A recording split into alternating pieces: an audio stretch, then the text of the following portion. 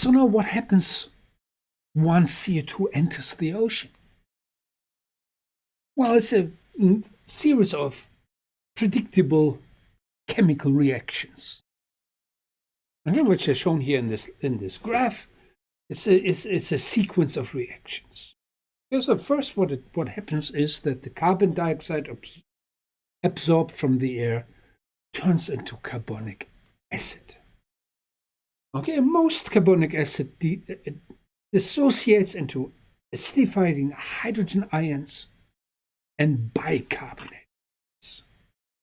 Some bicarbonate ions also dissociate, forming carbonate ions and yet more hydrogen ions. Okay, that's what you see. It's this separation in the end into hydrogen ions and carbonate. What we measure as part of that system is the concentration of hydrogen ions. This is the link to the pH. Okay, but what gives you the ecological consequences actually included in the carbonate ions. The pH itself is just an indicator of the state of the carbonate system. It does not do any harm itself. Okay. Also included in this graph here is the saturation horizon. Okay. So what it means is the saturation horizon is that above this line there are enough carbonate minerals available, okay, for the formation of calcareous material like skeleton. Below it, it's not. Okay, and this here in this case it's a pressure-related effect.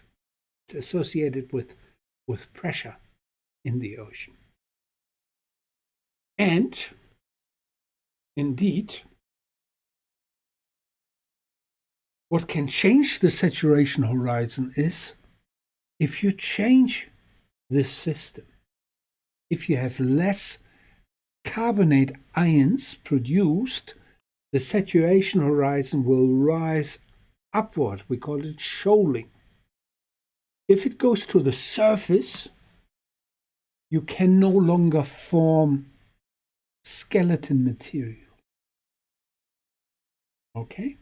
Shells, stuff like that. So the hydrogen ion concentrations are an indicator of the state of chemical species involved in the carbonate system. And carbonate ions are required for the formations of shells and skeletons. All right.